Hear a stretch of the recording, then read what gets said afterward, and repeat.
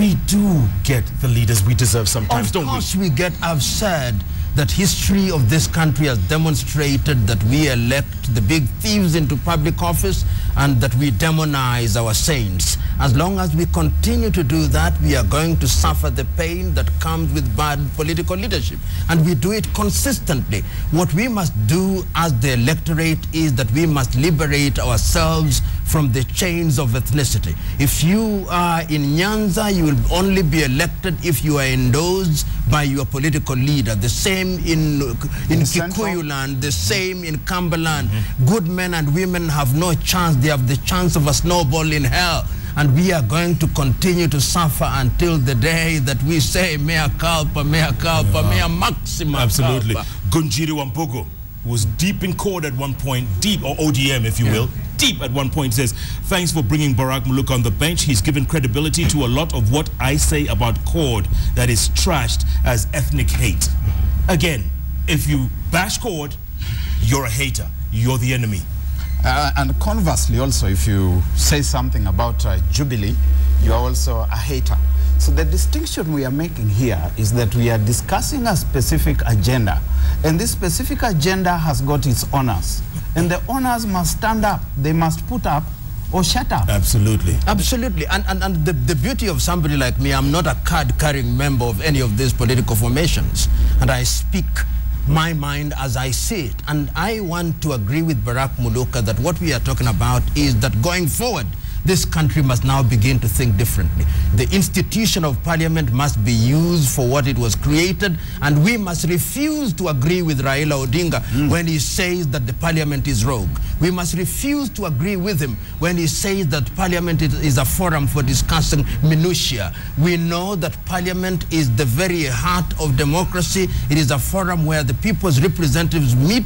It is a forum where he himself sat for over 20 years. He cannot trivialize it if he wants to be the president of this country. And if he were in parliament today, the situation would be different. He would not be trivializing parliament. The truth of the matter is that he has got no platform from which to ventilate, and perhaps that's one of the mistakes that we made with the constitution, that and he was part of that process, that when you lose, and you lose completely. Absolutely. Barrack, let me just follow up on a point you just made. A few weeks ago, I had Tony Gashoka on the bench, right? And he was very critical of the government. The next day, they descended on me. Descended. With, you know, everything they had, they threw at me. The government? Yes, because Tony was criticizing Jubilee. But Jeff, that is the tragedy of Africa, the hypersensitivity of political leadership. If you are in government, what you should expect is insult upon insult. That is what democracy is all about. And I would have expected that a younger set of leaders who are in our generation, like President Kenyatta, like Deputy President Ruto, and all the others, would listen to the things that we say. We say these things because we love this country and we want this country to survive. We are not going to tell the king he is well dressed when the king is naked. He's walking naked. It would be wrong on our part. When the king is naked, we must tell the king, you are naked. Put on a fig leaf if you can't afford a suit. And you want to add on to that? Yes. That if you are in parliament and you are saying parliament is rogue, step aside, resign. Then you can speak from the highest mountain and say parliament is rogue. If you are in parliament and you are saying IEBC is flawed, that IEBC should be dissolved, resign.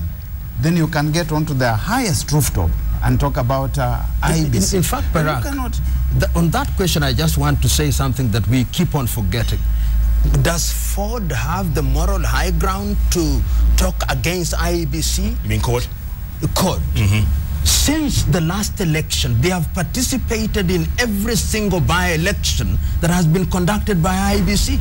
If they thought that it was a rogue body that ought not to continue in office, they should not have participated in any election that they held after the elections in 2013. In my view, CORD long lost the moral authority to question the goodness or otherwise of IEBC, which I think ought to be improved because we could not have 100% equipment failure. Somebody ought to take responsibility. Barrack, listen to this tweet by Sheila Awar. Ethnicity is driving us to the sea. It is true and I smell genocide. Can you imagine when someone says that? Someone says that. Have they ever experienced what genocide is? Things like genocide are things which we imagine happen to other people. Bad things always.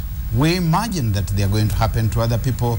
We are immune until the day that they happen to us. And they start with seemingly innocuous pronouncements by people who seem to be playing to the gallery and who are excited by crowds, be they Jubilee crowds, be they CORD crowds, in this particular context, a CORD crowd. And there's a sense in which wisdom prevailed at State House, because you remember that some Jubilee hotheads were also talking about hiring all the public spaces in Nairobi to lock out CORD. And we saw people like the same said Moses Kuria swaggering through Uhuru Park, coming to inspect the place and raising tensions, saying that he's walking to Raila Amolo Odinga's residence to disrupt his rally. And you see, the CORD rally was a legitimate rally. There was nothing wrong with CORD asking for a rally in Uhuru Park, and there's nothing wrong with CORD asking for other rallies in the future. In fact, the only thing that would worry us would be the kind of business that they are transacting at that rally.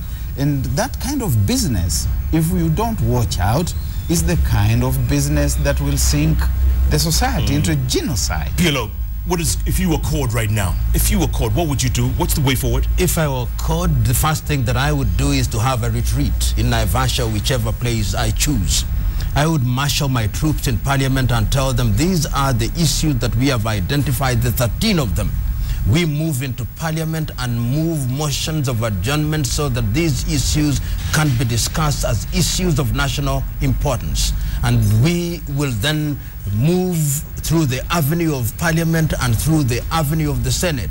I would use my 24 odd counties where I have CORD governors to ensure that those issues are the only issues that are discussed in those areas. I would then move my troops to have those issues as issues which would preoccupy this nation. I would then ring President Uhuru Kenyatta if I were the CORD leaders, namely Honorable Raila, Honorable Kalonzo, and Honorable Wetangula, and say, that tea that you talked about, we are now ready to take it. So that they see, we don't want to know what they discuss. We simply want to see them coming out for a photo opportunity, saying that today we have each drowned our egos and we have allowed Kenya to occupy the podium, and we are going to serve you. We are going to do what must be done. We are not going to be an opposition that opposes everything and proposes nothing. We are going to be an opposition that proposes things that will liberate this country. That is what I would tell CORD to do. And at the same time, Barrack, what would you tell Jubilee right now going forward? You see, Jubilee needs to know that they are in charge of this country, that President Kenyatta is the president of the entire country, and that both his leader of majority in the Senate and in the National Assembly, there should be people who are also diplomatic in the things that they are doing. They should also know how to comport themselves in a manner that creates harmony. And the same is also true of CORD. It's correct. I agree with my friend PLO completely that they need to take this business to parliament, but they're not going to go to parliament in the combative manner that we have usually seen, that parliamentary sessions are exchanges of angry words, that you need a chief whip, you need a whip, you need a leader who is persuasive, who is gifted with the art of persuasion. But Peter says Jubilee has a tyranny of numbers in parliament. How will CORD even pass a bill? And that's what we are saying, that you go there persuasively. You don't go to parliament for confrontation. You go to parliament to legislate. And when you front your people, you front people who know how to talk to other people, who get other people to reason with them. We'll tell people, come, let's reason together for the good of our country. Absolutely. But if they are going there, sometimes they are looking like they have administered some foreign substances upon themselves, and that those substances are in control, and that it's control that engenders anger and wild passions. You don't see anything good coming out of that house. Gentlemen, we literally have 2 minutes to go before the end of the show. Barrack, I'll start with you. Closing thoughts, please.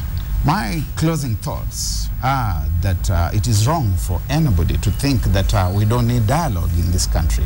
That the fundamental issues that the CORD leaders raised are valid. Each and every one of those issues that they raised are valid.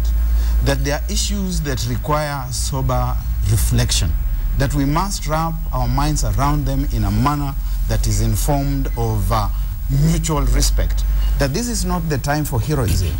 That the CORD leaders are not going to get anywhere by trying to be heroes and trying to play to the gallery. That Jubilee must also open up space for discussion, space for dialogue, that no government anywhere in the world can legitimately tell the citizens, tell the opposition that we are not going to talk to you. But the opposition must also approach the State House in a manner that shows that they respect State House, that they respect the presidency. You cannot be telling the president, as we said the other time, that the clouds are gathering, that prepare for a storm, that what others have been done to, we are going to do to you, that we are going to shave you with broken bottles and without water. You can't. That is not creating an environment for dialogue. So the leaders in CORD and in Jubilee must put this country ahead and above, and they must create room for dialogue. There we go. PLO, you get the last word. Jeff, there is an African saying that when you want to slaughter a cow, you do not show it the knife. The wisdom of the occasion is that this country needs to address the issues that are afflicting her. Their unemployment, their insecurity, and the beauty of what we have is that both sides of the political divide, Jubilee and CORD and all of us, have admitted that those issues need to be discussed. The forum for discussion in a democratic society where there has been no civil war, where there is no breakdown of law and order, is Parliament. It should be used to good effect. So I'm asking both sides of the political divide, I'm asking the CORD leaders, act with the firmness that will open the eyes of the presidency, not with the arrogance that will inflame their anger. And I'm also asking the presidency, remember that you are the president of the Republic of Kenya and that you owe it to every Kenyan to do that which is good. This is your parade.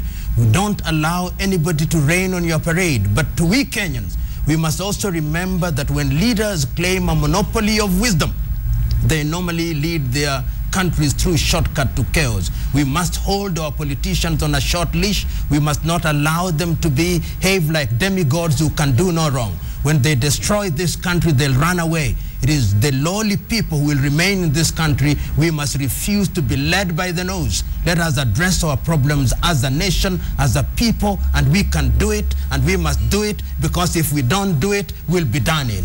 No doubt about it, gentlemen. Wise words from two wise gentlemen. I just hope people out there are listening.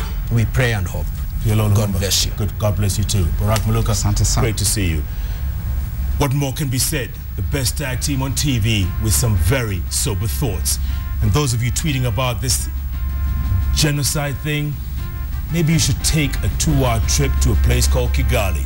There is a genocide memorial there where close to 1 million people, the bones of 1 million people, have been buried. Go see it for yourself. 1 million were killed in 100 days. Do the math, that's 10,000 a day. Do you want to go down that road? Is anybody out there listening?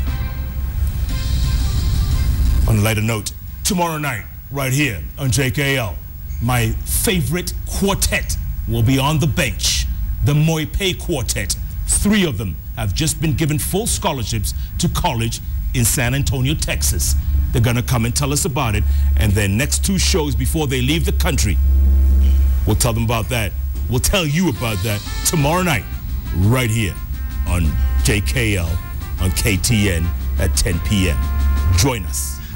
Spread the word. In the meantime, good night. Good luck. Gentlemen, good stuff.